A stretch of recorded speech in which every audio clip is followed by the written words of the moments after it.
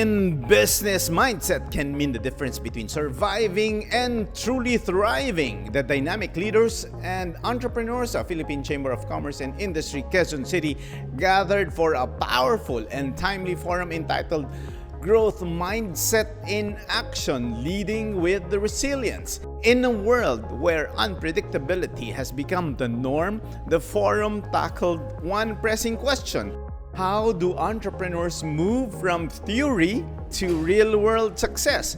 Let's take you inside this meaningful exchange of insights, strategies, and real-life business wisdom.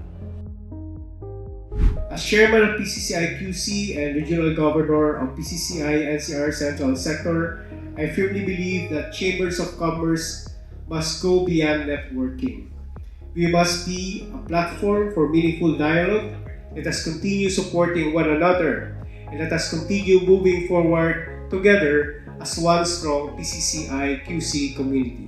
On behalf of the Board of Directors of PCCI QC, welcome once again to our General Membership Meeting. Thank you and good afternoon. So for the past 2 months, we were able to do over 25 official meetings and engagements. Kaya sabi ng Secretariat kahapon, dapat may ADHD ka para makasurvive ka kasi it's like every other day may engagement. So, ang focus po ng ating partnership committee ay strategic alignment, program collaboration, ecosystem expansion, including digital platforms. I just remember several times that I asked my mother to make yema candies, bring to school, sell to my classmates in school. And I didn't fully understand in it, okay, nung panahon na yon. Kasi what I really wanted, what I knew, is to just earn money and create something that create of my own. Yun lang.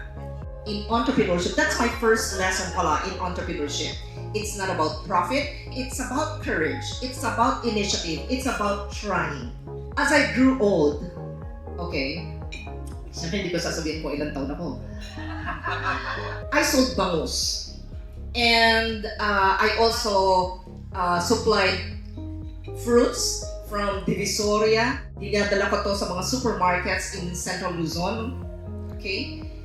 I also opened a small furniture shop.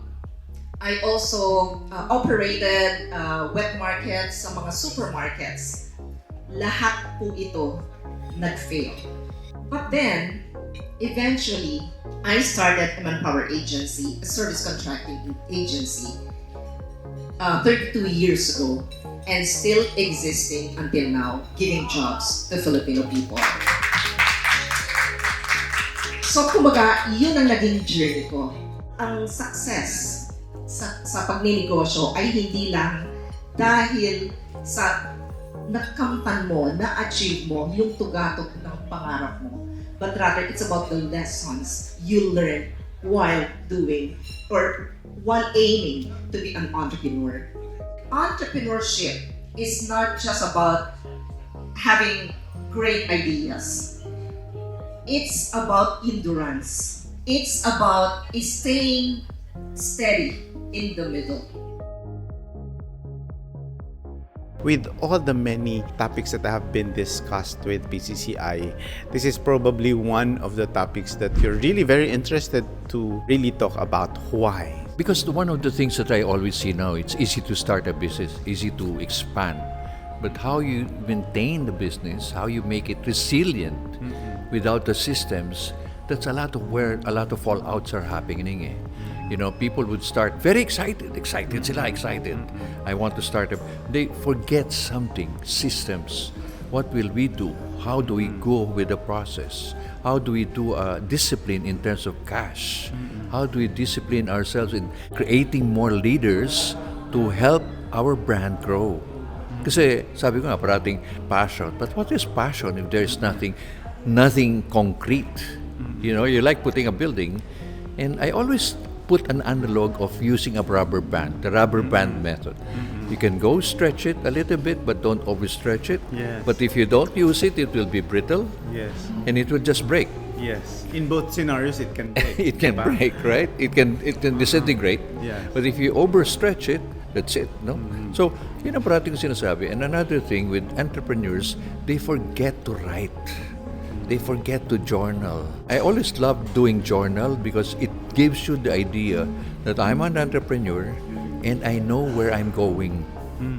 You know, it's not something that I rely, bahala na. No, yun ang delikado. Okay.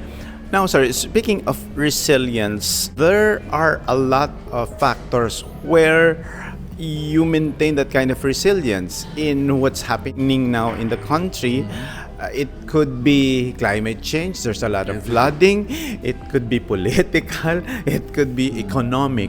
As far as MSMEs are concerned, ano ba yung mga inaasahan dapat or aasahan ng mga entrepreneurs that they should be resilient?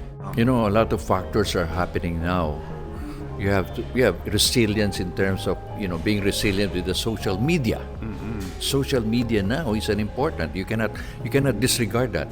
About the technology, you cannot disregard that. AI is something that you have to learn to accept and be with. No, not against. No.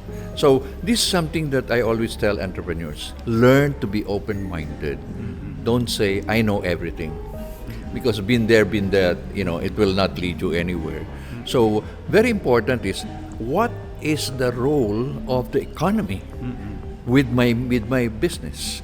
Dapat pakialaman natin yun eh. Hindi yung pahala na sila doon. Hindi eh. What about the waste management? Are we doing something about it? What about the manpower? It's not that we're contented with who we are or what we're with.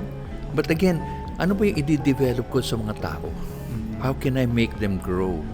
To be resilient again, to be participative. Kasi maraming mga tao ngayon, when you hire people, they're just passive. They rely on the leader. Yun ang kailangan natin i-decentralize eh. The entrepreneur must learn how to decentralize himself. Because if he or she is gone, or even bakasyon na lang, mawawala yung negosyo. Di ba? And this is something, the frustration of a lot of entrepreneurs. I cannot go on vacation. Sabi ko, there's something wrong. Nag 1 week lang ako sa Hong Kong. Nagkaloko-loko na, tense ako. Something's wrong. You're not developing the proper flow. Learn to delegate. Learn to take the risk. You know, you have our people, and that's the reason why you're hiring people for their capacity, develop their skills, and soon there'll be a lot of strong team players. There are mentions earlier to the brands that you have helped. In the process of you advising these brands and these franchisors that you helped create, you know, so far, when you describe their level of resiliency, you know, can you cite instances with any specific brand wherein they were somehow prepared, you know, to really display that kind of resiliency that every entrepreneur should know? When I do mentor kasi, I prepare them for a lot of worst scenarios. Like simulation. It's like a war game. What if? I always play with the what if. What if there's a shortage of rice? What will you do? What if the government clamps down on lockdown, like what we happened? So the entrepreneur is already conditioned, battle ready. But I always live with the IFPI. Investigate first before investing. Expect the unexpected. Do not say you're prepared, because there's always an element of surprise. You know, it's surprise. For example, if somebody sends you an email and say, "I want to expand in the US," are you ready? Don't say no, because that's the unexpected. You never called for that. What if your franchisee all of a sudden abandons the store? Are you prepared for that? Again, that's the entire foundation that I help set them. Kasi para bang wala nang hulaan. Of course, there'll be some element, but you know, they're already prepared. Growth is never accidental. It is intentional, disciplined, and often forged in uncertainty. The PCCI QC's Forum Growth Mindset in Action, Leading with Resilience, reminds us that success is not just about having the right strategy, it's about having the right mindset to execute, adapt, and persevere. From bridging theory and practice to leading through unpredictable times and learning the insider principles that can save businesses from costly mistakes, the insights shared by the speakers prove that resilience is not optional, it is essential. For MSMEs and entrepreneurs navigating today's evolving business landscape, the message is clear. Stay adaptable, stay informed, and most importantly, keep growing. Because in business, mindset isn't just everything, it's the foundation.